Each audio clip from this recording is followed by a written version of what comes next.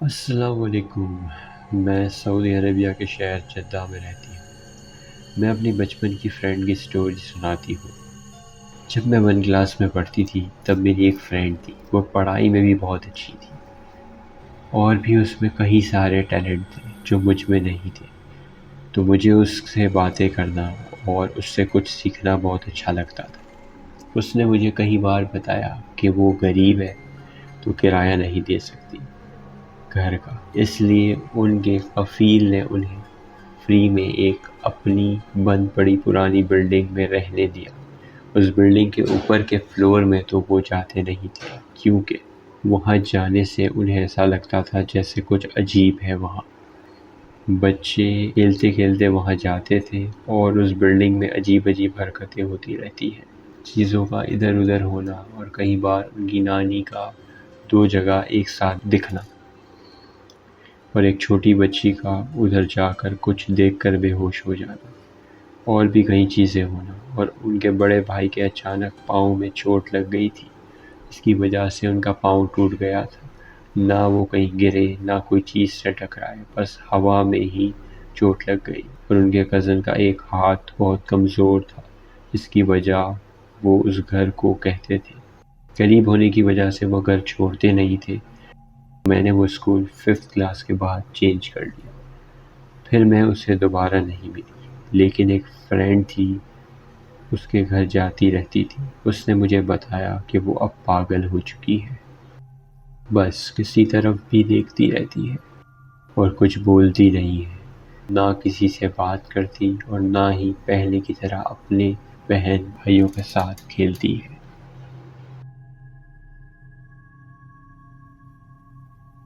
امید ہے آپ سب خیریت سے ہوں گے۔ یہ ہمارے گھر کی کہانی ہے جو کہ فیصل آباد میں ہے، جس کو ہم نے چھوڑ دیا ہے اور لاہور میں شفٹ ہو گئے ہیں۔ وہ گھر اب خالی ہے، نہ ہم نے اس کو رینٹ پہ دیا ہے نہ ہی سیل کیا ہے۔ ویسے تو اس گھر میں کچھ بھی نہیں ہے، نہ کوئی چین چڑیل آسے، کچھ بھی نہیں۔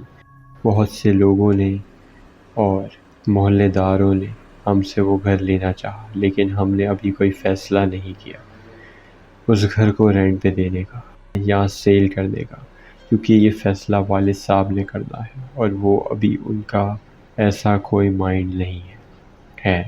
واقعے کی طرف آتے ہیں۔ واقعہ کچھ یوں ہے کہ ہم اس گھر میں تقریباً 30 سال سے رہ رہے تھے۔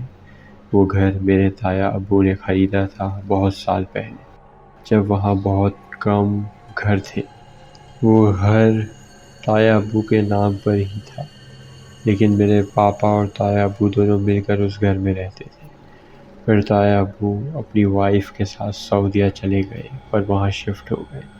ہمارے خاندان میں یہ بات مشہور تھی کہ تایا ابو کی وائف کوئی کالا علم وغیرہ کرتی ہے، جو کہ ہمارے سارے خاندان والے جانتے تھے۔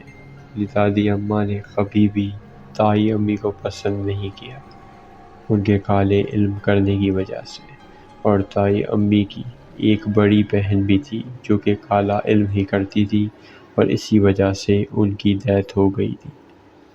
خیر، سب کچھ ٹھیک چل رہا تھا۔ تایا ابو کافی سال سے سعودیہ میں تھے، کبھی کبھی اکثر پاکستان آ جایا کرتے تھے اور ہمارے گھر ہی رکتے تھے فیصل آباد میں۔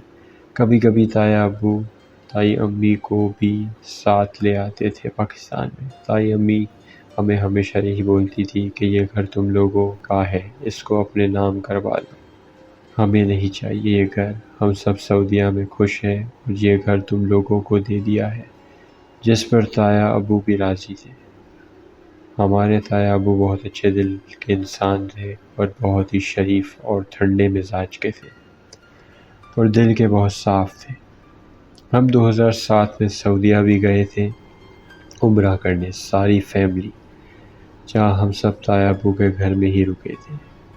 ماما بتاتی ہے تب ہماری تائی نے تمہارے دونوں بڑے بھائی کا رشتہ مانگا تھا، لیکن میری امی نے اور پاپا نے صاف انکار کر دیا۔ امی نے کہا کہ تمہاری تائی کے ارادے ٹھیک نہیں تھے، اسی وجہ سے میں نے منع کر دیا، اور تایا ابو خود اس رشتے کے خلاف تھے کیونکہ وہ تائی امی کے ارادوں کو جانتے تھے۔ اور وہ ہمیں بھی اتنا ہی پیار کرتے تھے جتنا اپنے بچوں سے کرتے تھے، لیکن تائی امی کا رویہ تائی ابو کے ساتھ بہت برا تھا، ان کو ذرا بھی عزت نہیں دیتی تھی۔ تائی ابو سعودیہ میں گاڑیاں ٹھیک کرنے کا کام کرتے تھے، یعنی کہ میکینک۔ ایک دن تائی ابو شاپ پہ کام کر رہے تھے کہ اچانک ان کی شاپ کی دیوار ان کے اوپر گر گئی، جن کی وجہ سے ان کی ڈیتھ ہو گئی۔ ڈیتھ ہونے کی دیر تھی کہ کچھ دیر بعد ہی دادی اماں کی بھی ڈیتھ ہو گئی، اور دادی اماں کی ڈیتھ کے 2 سال بعد ہمارا ایک کمرے سے جس کو ہم ریپیئر کروا رہے تھے، وہاں سے امی کو تعویذ ملا۔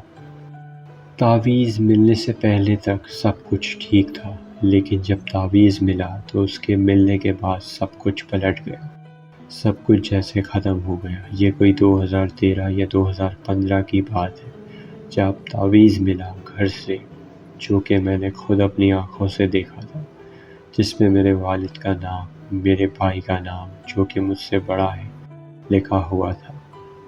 دل بنا کے اس پہ کراس مارا ہوا تھا، کچھ عجیب سی چیز لکھی ہوئی تھی، اور لکھا تھا بندش کاروبار اور اس گھر سے چلے جاؤ لکھا تھا۔ میں نے اپنی زندگی میں اس طرح کے عجیب الفاظ نہیں دیکھے۔ خیر، تب میری عمر 20 سال کی تھی۔ تعویذ ہم نے اپنے قریب مسجد میں مولوی کو دکھایا اور کافی اللہ والوں کو دکھایا، تو انہوں نے بتایا کہ یہ تعویذ اپنی مدت پوری کر چکا ہے، اب یہ اپنا اثر دکھائے گا، اس کا فی الحال کوئی علاج نہیں، بس اللہ سے دعا کرو۔ خیر، اس وقت ہم میں سے کوئی بھی یہ ماننے کو تیار نہیں تھا کہ ہم پہ کوئی کالا علم کروا سکتا ہے، کیونکہ ہم نے آج تک کبھی کسی کو کچھ نہیں کہا۔ تعویذ کے نکلنے کے قریب ہی کچھ 1 ماہ بعد تائی امی پاکستان آ گئی اور کہنے لگی کہ گھر خالی کر دو، ہمیں کچھ پیسوں کی ضرورت ہے اور ہمارے گھر کھانے کے لالے پڑ گئے ہیں۔ حالانکہ ایسا کچھ بھی نہیں تھا۔ شاید تائی امی کو اس بات کا غصہ تھا کہ میری امی نے اپنے بیٹوں کا رشتہ دینے سے کیوں انکار کر دیا۔ خیر، میرے پاپا نے بہت سمجھایا تائی امی کو کہ ہمیں کچھ ٹائم دے دو، ہم یہ گھر خالی کر دیں گے۔ ان دنوں ہمارا کاروبار بالکل زیرو ہوا تھا اور گھر میں کھانے کے لالے پڑے ہوئے تھے، اوپر سے تائی امی نے گھر خالی کروانے کی ضد لگا لی۔ پاپا نے ابھی کچھ ٹائم پہلے ہی گھر میں پیسے لگوا کر گھر کو سارا سیٹ کروایا تھا۔ تب بھی تائی امی کی بیٹی آئی تھی گھر دیکھنے، لیکن اس نے دیکھا کہ گھر کو سیٹ کروا رہے ہیں تو وہ تب کچھ نہیں بولی اور واپس سعودیہ چلی گئی۔ جب ہم نے گھر سارا سیٹ کروا لیا تو تائی امی اور اس کی بیٹی آ کے بولنے لگی کہ گھر خالی کرو۔ پاپا نے بہت کہا، ہمارے پاس ابھی کوئی اور ٹھکانہ نہیں ہے، ہم اپنے بچوں کو لے کے کہاں جائیں گے، لیکن تائی امی نے ایک نہ سنی اور گھر خالی کرنے کا بولتی رہی۔ پاپا نے پھر ان کو بولا کہ آپ گھر کا ریٹ لگوا لو، جتنا ریٹ لگے اتنے پیسے لے لو مجھ سے، لیکن تائی امی اس پہ راضی نہ ہوئی، جس پر پھر پاپا نے کہا کہ ٹھیک ہے، پھر ہم بھی نہیں جائیں گے گھر سے۔ یہ بات سن کر تائی امی کا اصل چہرہ سامنے آ گیا اور انہوں نے ہمارے گھر کی دہلیز پہ کھڑے ہو کے یہ الفاظ بولے، اب نہ مجھے گھر چاہیے نہ پیسہ، اب بس میں تمہاری اور تمہارے بچوں کی زندگی برباد کر دوں گی۔ یہ کہہ کے وہ چلی گئی۔ اس کے بعد سے مسئلے سٹارٹ ہوئے۔ میرا بڑا بھائی جو مجھ سے بڑا ہے، ٹھیک 2 سے 3 ماہ بعد اس کی دونوں کڈنی فیل ہو گئی، وہ ڈائلسس پہ آ گیا۔ ہمارے گھر کا سب سے زیادہ ہیلدی اور فٹ لڑکا تھا علی، جس کو میں نے اپنی لائف میں آج تک بیمار ہوتے نہیں دیکھا تھا۔ ایک دم اس کی دونوں کڈنی فیل ہو گئی۔ ہم نے جیسے تیسے کر کے کچھ پیسے جوڑ کر اور کچھ بھلے لوگوں نے ہمیں ادھار دے دیا، پیسے جمع کر کے اس کی کڈنی کا ٹرانسپلانٹ کروا دیا۔ 6 سے 8 مہینے کے اندر اندر ٹرانسپلانٹ کے بعد یہ اکثر بتاتا تھا کہ میرے خواب میں ایک عورت آتی ہے لمبی سی، جو کہ مجھے بار بار بولتی ہے کہ تم کیا سمجھتے ہو کہ تم ٹرانسپلانٹ کروا کے بچ جاؤ گے؟ نہیں، میں تمہاری اور تم سب کی جان کبھی نہیں چھوڑوں گی۔ ٹرانسپلانٹ 2 سال تک چلنے کے بعد اس کی کڈنی پھر سے خراب ہو گئی اور وہ پھر سے ڈائلسس پہ آ گیا۔ اس کے بعد باری آئی میری، میں بالکل ٹھیک تھا، یونیورسٹی جاتا تھا، BSc کر رہا تھا، یعنی کہ کمپیوٹر سائنس۔ ایک دن میری امی نے گھر آ کے مجھے بولا کہ ڈاکٹر نے بولا ہے اس کے چھوٹے بھائی کا بھی ٹیسٹ کروائے۔ میں جو بالکل ٹھیک تھا، مجھے دور دور تک کوئی بیماری نہیں تھی، میرے اندر بھی ایک کڈنی کی بیماری پائی گئی تھی۔ ڈاکٹر کو دکھایا لیکن سب نے کہا کہ اس کا کوئی علاج نہیں ہے، اس کی بھی کڈنی فیل ہو جائیں گی۔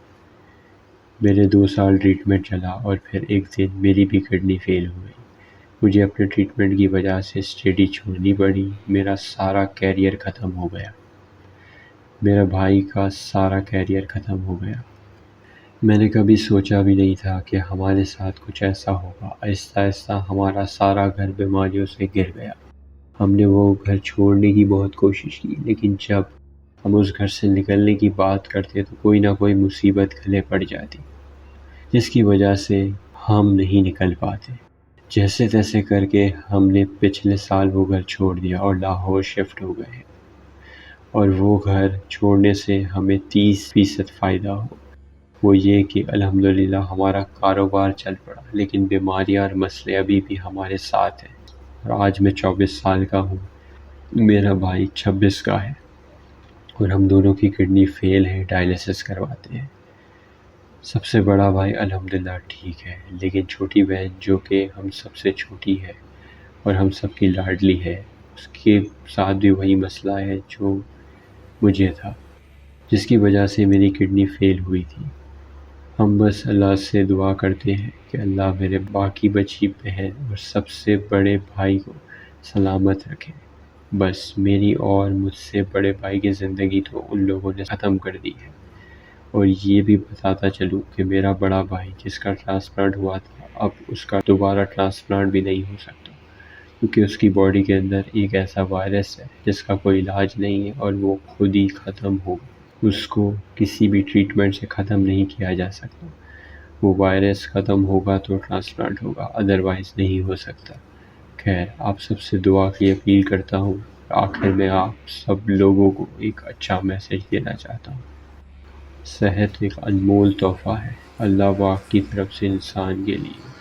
کبھی بھی ناشکری نہ کرو اور اللہ پاک کا ہمیشہ شکر ادا کرو کہ اللہ پاک نے آپ کو سب سے بڑی نعمت صحت سے نوازا ہے۔ مجھ سے پوچھو تو میں تو صحت کو ترستا ہوں کہ کاش میں بھی ٹھیک ہوتا تو کتنا اچھا ہوتا۔ خیر، پتہ نہیں میری کتنی زندگی باقی ہے، آج ہو کل شاید نہ ہو، اس لیے آپ سے اپیل کروں گا کہ میرے بہن بھائیوں اور پیرنٹس کے لیے ایک بار سب دعا کر دینا، بس بچے رہے ہر بری نظر سے اور ہر کالے علم سے جس سے میں اور میرا بڑا بھائی نہیں بچ سکا۔